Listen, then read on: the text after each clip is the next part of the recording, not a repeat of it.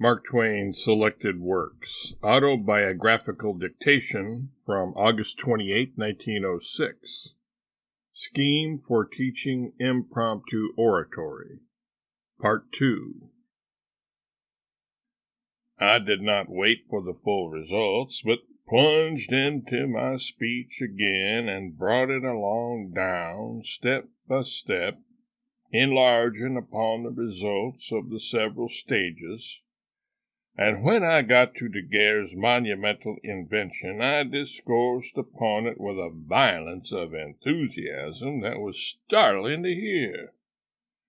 Notwithstanding it was about destitute of sense and coherence, then had one of those sudden inspirations, and exclaimed with feeling, "How felicitously what I have just been saying is illustrated in the case of the man who arrived at his house at that usual unfortunate hour in the super-early morning, and stood there and watched his portico rising and sinking and swaying and reeling, and at last, when it swung around into his neighborhood, he made a plunge and scrambled up the steps and got safely onto the portico, stood there, watching his dim house rise and fall and swing and sway, until the front door came his way, and he made a plunge and got in,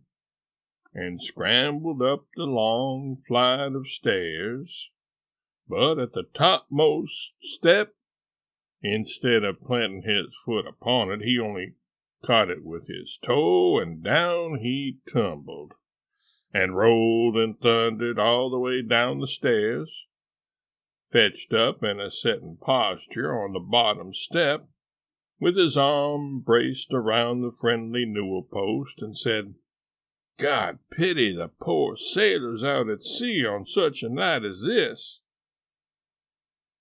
Then I went warbling along on my portrait painting, and presently introduced my third and finest anecdote, using the same set form of introduction as before, and sat down triumphant, my great system proved and established. But sorrow followed, and disaster.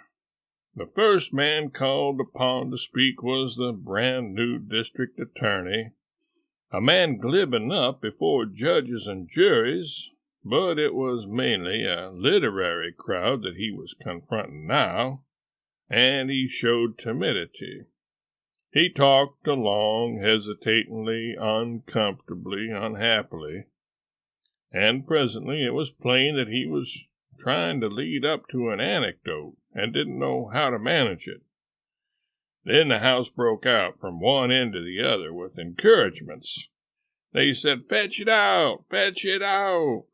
How felicitously what you have just been saying is illustrated in the case of the man who let her fly." He tried to work up to his anecdote, but the encouragements always broke out in time to scare him and shut him off, so he never got to his anecdote at all. He surrendered and sat down. The same thing happened to the next man, the new postmaster of Brooklyn.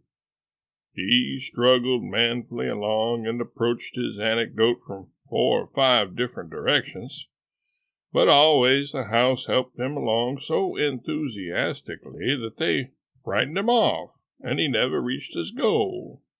He sat down defeated.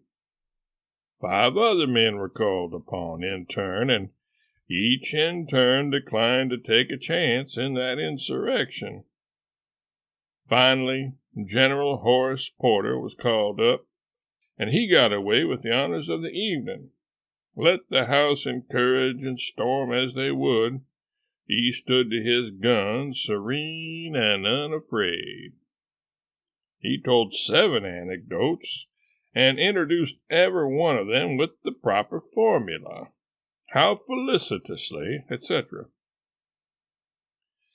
At Bar Harbor, we invited half a dozen charming young ladies and as many charming young gentlemen to come aboard and take luncheon with us. On the evening preceding the luncheon, our young people discussed the matter on the quarter-deck aft and devised ways and means to make the luncheon go off in a lively way. My ancient oratorical scheme came into my head, and we concluded to try it. Next day, at the end of the luncheon, I got up and asked for a text, and those young rascals invited me to talk upon marriage engagements. I recognized the villainy of it, for there were 2 engaged couples present. But I had to stick to my contract, and I did it. It was plenty good enough fun. At least it was good enough fun for the others, though the couples and I could have enjoyed another text more. However, I took it out of one of the criminals, a lovely young creature who sat at my right, and with whom I was upon terms which permitted a considerable degree of latitude. I said that I hoped to have the young gentleman in my oratorical class, and that I also had a scheme of instruction in a beautiful and neglected art which I hoped would appeal to the young ladies, and persuade them to make up a class for me and to cultivate their powers in that gracious art. I said that my scheme was to teach what I called the classified blush, the graduated blush. I said that there was hardly a young lady in the land who knew how to blush in anything like an expert way. They blushed carelessly, ignorantly, thoughtlessly. They overblushed, they underblushed. They seldom exhibited a blush which was exactly proportioned to the dimensions of the compliment which called it forth. I was sure that after a young lady had taken a dozen lessons from me, she could blush accurately every time, that she would cease from furnishing a mild and almost colorless number 1 blush, when the compliment was of so handsome a nature that it properly called for a number 6, or possibly a rich and radiant and crimson number 14. I said, now here at my side sits a young lady to whom I have given 19 lessons, and I will prove to you that she is an expert. When I call for a number 1, she'll not make the mistake of furnishing a number 4, which would be overdoing it.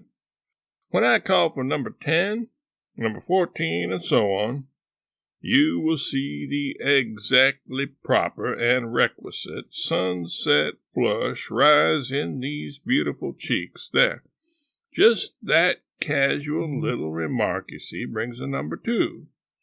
Now, if you will look into her lovely blue eyes, if you will examine her charming features, her satin skin, her tawny hair, the fine intelligence which beams in her face. There now, look at that. Here where I touch her cheek with my finger an inch in front of her dainty ear is the meridian which marks the degrees reaching from 1 to 5. See the color steal toward 5. Now it crosses it. Keep your eye on it. I move my finger forward toward her delicate nostril. See the rich blood follow it. When I tell you that hers is the loveliest form, the loveliest spirit that perhaps exists in the world today, that she is a darling of the darlings. But I need go no further. The blush has reached her nostril and her collar, and is a number 16. The most engaging blush, the most charming blush, the most beautiful blush that can adorn the face of an earthly angel, save and except number 31, which is the last and final possibility. and is called the San Francisco, or the Combined Earthquake and Conflagration. I will now produce that blush. But I didn't. It isn't right, and it isn't fair to carry vengeance too far.